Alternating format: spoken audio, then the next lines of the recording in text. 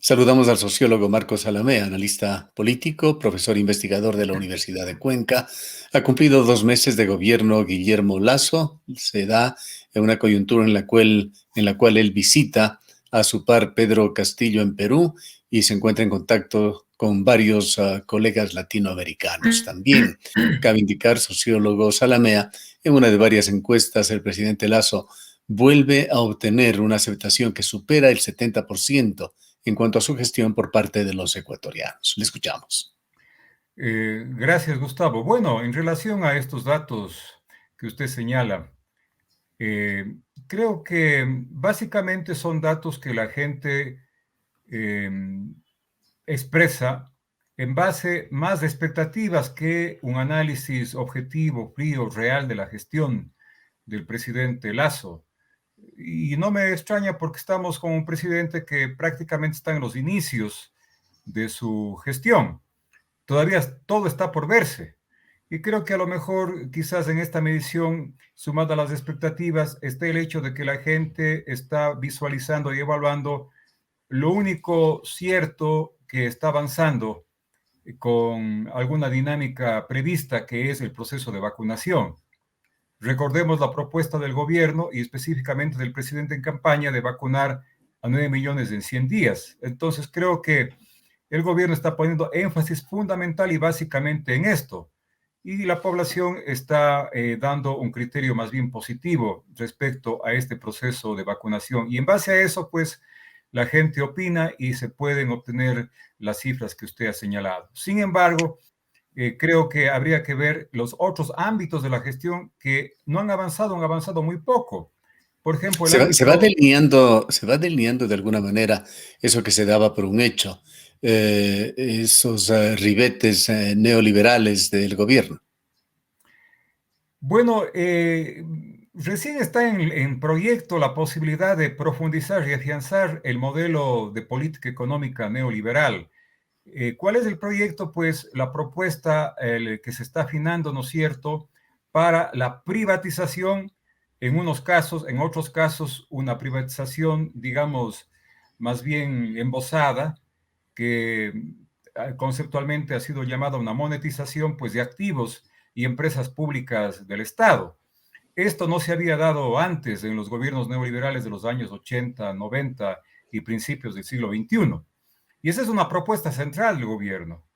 Cómo entregar, por ejemplo, las telecomunicaciones, las refinerías, incluso las propias vías públicas como las carreteras, a empresas y a consorcios privados.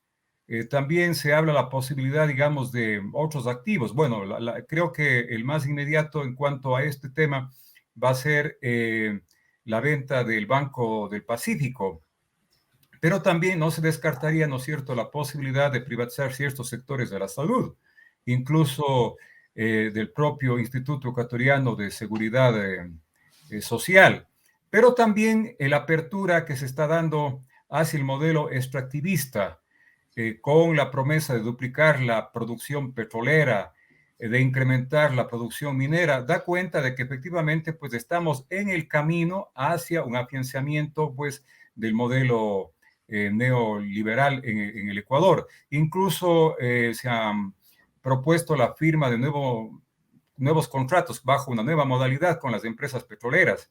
Ya no van a ser, ¿no es cierto?, los contratos de participación, sino de prestación de servicios, volviendo un poco hasta lo que fue el año 2006.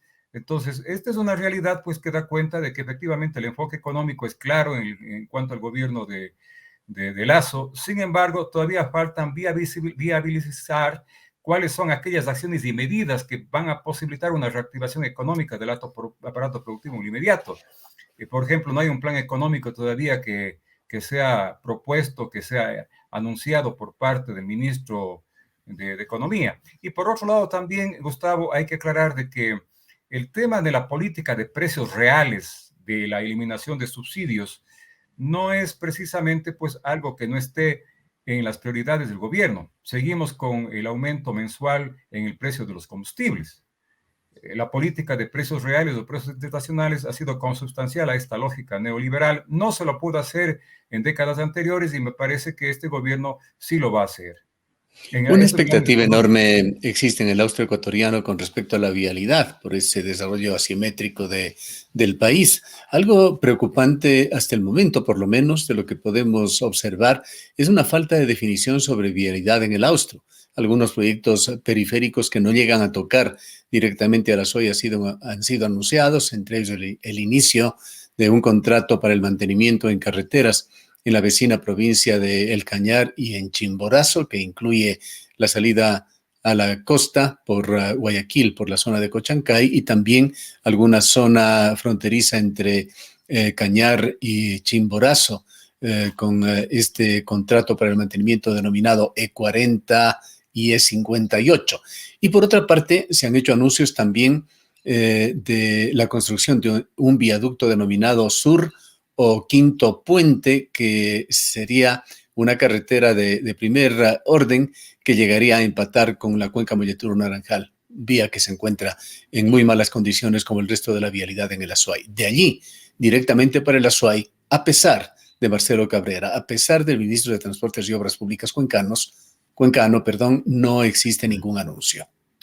Bueno, la presencia de Marcelo Cabrera en el Ministerio de Obras Públicas realmente no es una garantía de que efectivamente el Austro y particularmente la provincia de la Azuay vaya a ser atendida, como efectivamente pues esperamos los azuayos, los cuencanos. Y hemos tenido varios ministros de Obras Públicas cuencanos. Sin embargo, nunca se avanzó en este sentido de resolver el crónico problema de la vialidad del Austro y la provincia de la Azuay. Es posible que esta vez no sea la excepción. No me parece que en las prioridades del gobierno como tal, del propio presidente Lasso, esté precisamente el Austro y la provincia de la Azuay. Ojalá me equivoque, pero los datos que usted señala, pues, apuntarían precisamente a confirmar esa direccionalidad de la gestión en vialidad de parte del gobierno actual del señor Lasso. Hay una reunión planificada para este día lunes con el alcalde de Cuenca y con la prefecta de la SUAY. ¿Alguna expectativa le genera a usted este meeting?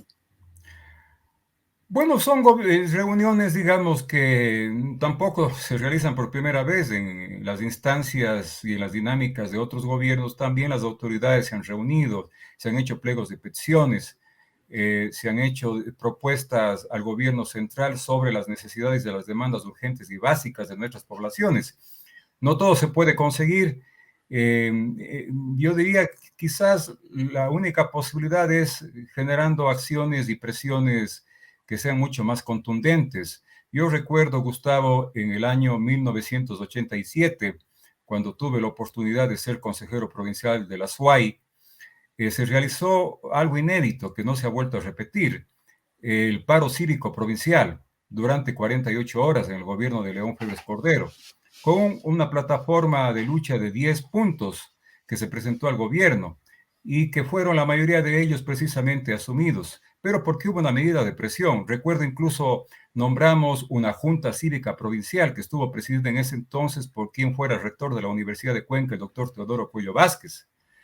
Entonces, un gobierno incluso que tenía tintes autoritarios, supimos como azuayos, pues salir en los fueros de la defensa de nuestras reivindicaciones, de nuestras demandas, pues, y tuvimos la oportunidad de negociar precisamente varios de esos puntos que fueron acogidos por el gobierno central.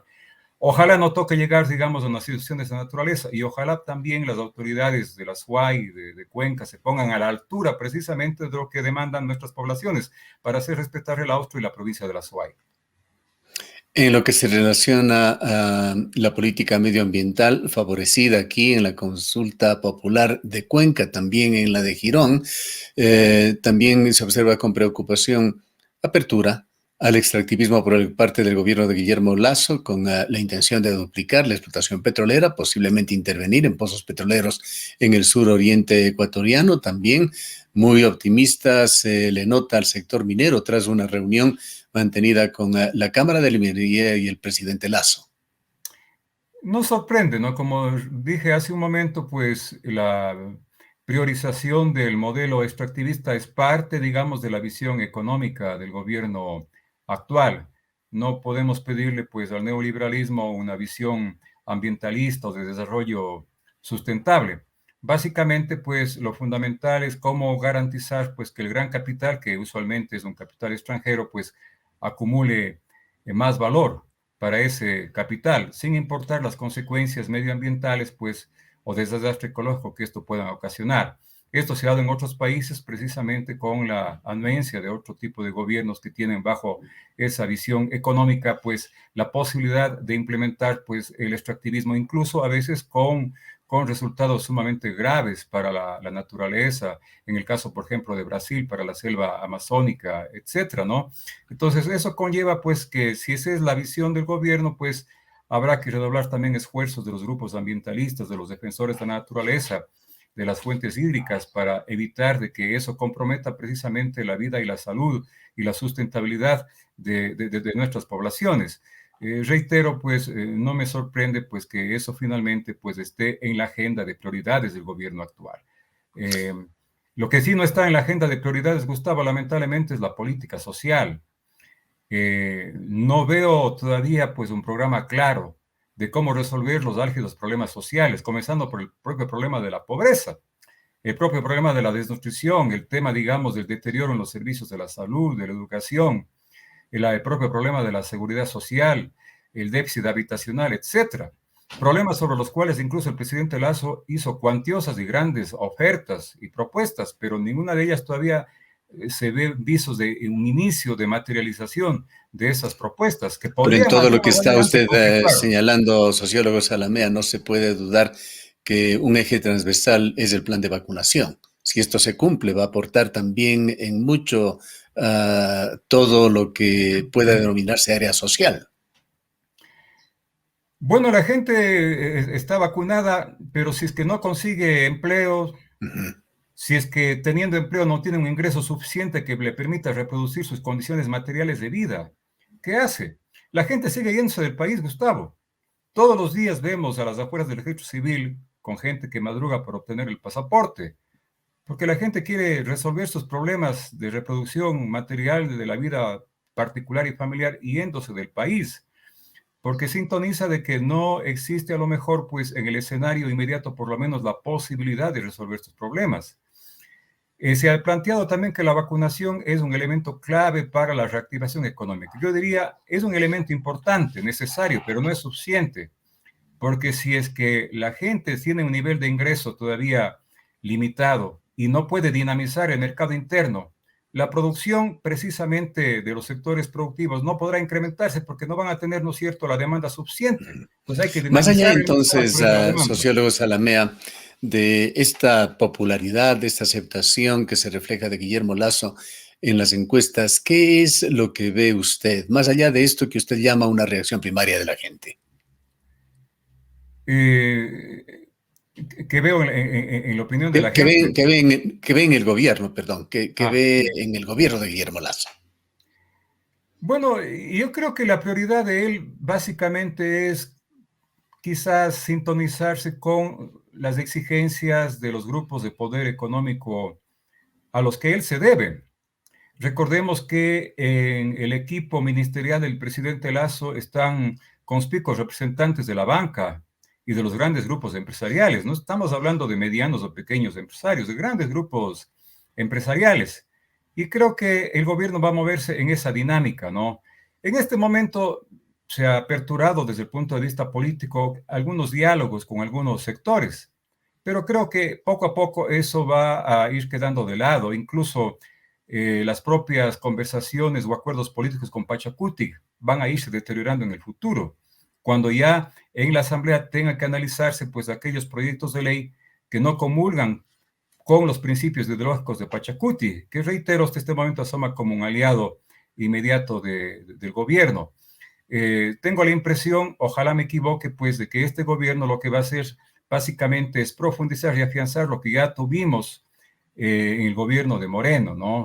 O sea, va a concluir tareas inconclusas que no lo puede hacer el gobierno de Moreno, tareas inconclusas que los gobiernos de los años 80 y 90 no la pudieron concluir. Y claro, eso puede generar más temprano que tarde inconformidades sociales, movilizaciones y protestas, frente a las cuales habrá que ver si el gobierno va a procesar esas propuestas, esos conflictos a través del diálogo o a través de la coerción o la represión. Generalmente, en el caso del Ecuador, y como ha pasado en las experiencias de otros gobiernos neoliberales en América Latina, suele ser más bien la coerción, ¿no es cierto?, la vía para, reprimiendo esas propuestas, pues generar una gobernabilidad que resulta no ser tan democrática, porque siempre la gobernabilidad democrática debe sustentarse en el diálogo, la negociación, los acuerdos y los pactos. Yo le hago acuerdo aquí, Gustavo, por ejemplo, ya en algunas ocasiones el presidente Lasso ha expresado palabras de presión o incluso con ciertos visos de amenaza a cualquier tipo de movilización en contra de su gobierno. Lo hizo, por ejemplo, en el cambio de mando militar a inicios de su gobierno. Lo hizo también para referirse al paro de los arroceros. Tenemos en ciernes un paro de la Unión Nacional de Educadores, frente a la cual realmente el gobierno no está dando una respuesta, ¿no? Hay profesores incluso que han llegado a desangrarse, pero ahí siguen en su huelga de hambre, cuando mucho tiene que decir el gobierno para resolver este asunto, ¿no? A pesar que formal o jurídicamente parecería que esto depende del tribunal o la Corte Constitucional. Pongamos por unos instantes la mira en el gobierno de cercanía. ¿Cómo ve usted el desempeño de Pedro Palacios, alcalde de Cuenca? Un desempeño bastante cuestionado, bastante conflictivo. Eh, los proyectos o las propuestas que él quiere llevarlas adelante, pues generan más bien protestas, ¿no? Hemos visto las últimas con la aprobación de aquella ordenanza de control urbano que finalmente fue derogada bajo la presión, asimismo, ¿no es cierto?, de sectores ciudadanos urbanos y rurales. Distinto hubiera sido, pues, y se hubiera ahorrado un conflicto para su gobernabilidad el alcalde Palacios, siempre y cuando hubiese previamente dialogado con esos sectores. Hay que dialogar con la gente, sobre todo cuando son temas sensibles que pueden eventual o potencialmente afectar a la dinámica de vida de los pobladores del Cantón Cuenca. No se lo hizo así.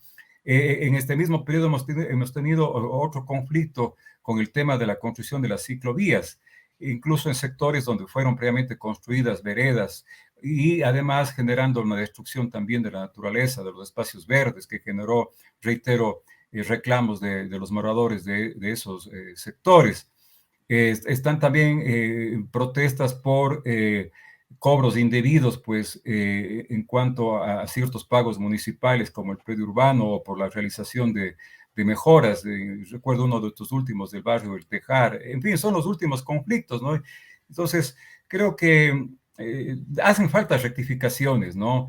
Una ¿Qué visión y una rectificaciones mirada más deberían darse para política. estos próximos 2 años en funciones? Y yo creo que el alcalde debe asumir una visión de que el manejo de la ciudad es básicamente un manejo que tiene que tener un condumio político adecuado, técnico-político, ¿no? O político-técnico, no puramente técnico, dejando de lado, digamos, lo político, porque finalmente todos son problemas políticos. La esencia misma de una municipalidad y de la gestión del alcalde es política. Yo lo que veo es todavía ciertas complicaciones para pasar por parte del alcalde de la dinámica del mundo privado, viene de ese mundo, a la dinámica del mundo público. El manejo de lo público estatal es una cosa distinta, ¿no?, a la experiencia laboral que uno puede haber tenido a nivel de una empresa privada. Entonces veo que todavía ha habido ciertos problemas, digamos, en el paso a ese otro espacio, ¿no? Pero quizás la fortaleza que podría tener eventualmente la administración municipal es que, como usted dice, pues le falta la mitad del periodo, pueden haber rectificaciones y sobre todo la realización de algunas obras que generan un sello propio para la actual administración. La mayoría de obras no ha sido sino la culminación de obras que ya estuvieron o programadas o que fueron ya iniciadas en su realización por parte de la administración anterior. Pero incluso obras pequeñas no se han realizado.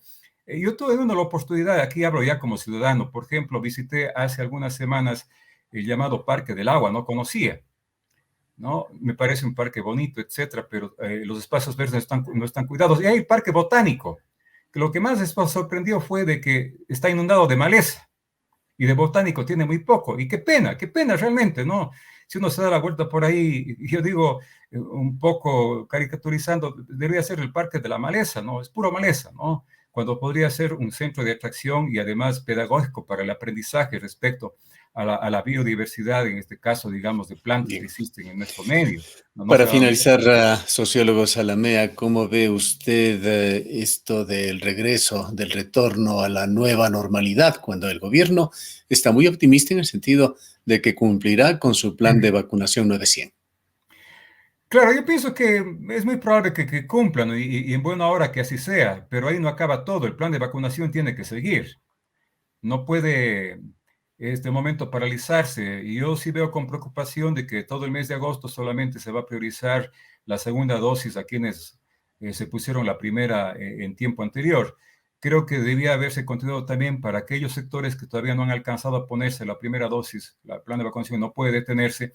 Y quizás hay un exagerado optimismo también del gobierno al creer que con la vacunación de 9 millones de personas ya estamos listos entonces para el regreso a la normalidad, básicamente la normalidad económica, la vida económica productiva, que es lo que más, digamos, le interesa a la gestión del gobierno actual, cuando eso realmente está todavía por verse.